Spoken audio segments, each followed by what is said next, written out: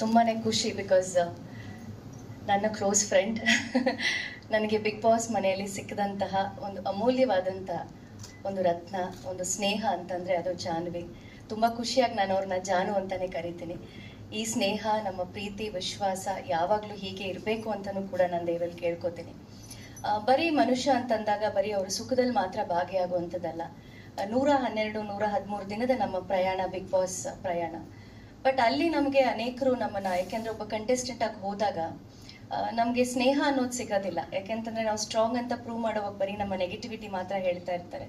But ನಿಮ್ಮಲ್ಲೂ ಛಲ ಇದೆ, ನಿಮ್ಮಲ್ಲೂ ಹಠ ಇದೆ, ನಿಮಗೆ ಗೊತ್ತಿಲ್ಲದಿರುವಂಥ ದೊಡ್ಡ ಶಕ್ತಿ ನಿಮ್ಮಲ್ಲಿದೆ ಅಂತ ಪ್ರತಿ ಸಲ ನನಗೆ ಹೇಳ್ತಿದ್ದು ನನ್ನ ಫ್ರೆಂಡ್ ಜಾನ್ವಿ. ಸೊ ಅಲ್ಲೂ ಕೂಡ ನನ್ನನ್ನು ಯಾವತ್ತೂ ಬಿಟ್ಕೊಟ್ಟಿರ್ಲಿಲ್ಲ. ಬಿಗ್ ಬಾಸ್ ಮನೆಯಿಂದ ಹೊರಗಡೆ ಬಂದರೂ ಕೂಡ ನನ್ನ ಪರವಾಗಿ ಎಷ್ಟೇ ವಿರೋಧ ಇದ್ರೂ ಕೂಡ ನಾನು ನಿಮ್ಮ ಜೊತೆಗಿದ್ದೀನಿ ಅಂತ ಹೇಳಿ ಸದಾ ನನ್ನ ಜೊತೆ ನಿಂತಿದ್ರು. ಹಾಗಾಗಿ ಇವತ್ತು ಅವರ ಸುಂದರವಾದಂಥ ಕ್ಷಣ, ಸುಂದರವಾದಂಥ ಒಂದು ಈ ದಿನ ಏನು ಯುವ ಸರ್ಕಾರ ಸಿನಿಮಾ ಟೀಸರ್ ಇವತ್ತು ಲಾಂಚ್ ಆಗ್ತಿದೆ. ನಂಗೆ ತುಂಬಾ ಖುಷಿ ಈ ಒಂದು ಕಾರ್ಯಕ್ರಮದಲ್ಲಿ ನಾನು ಭಾಗಿಯಾಗ್ತಾ ಇರೋದು. ಸೊ ನನ್ನನ್ನು ಕೂಡ ಆಹ್ವಾನ ಮಾಡಿ ಇಂಥ ಎಲ್ಲ ಮಹನೀಯರ ಜೊತೆಯಲ್ಲಿ ನನಗೂ ವೇದಿಕೆಯನ್ನು ಹಂಚ್ಕೊಳ್ಳೋಕೆ ಒಂದು ಅವಕಾಶ ಕೊಟ್ಟರು.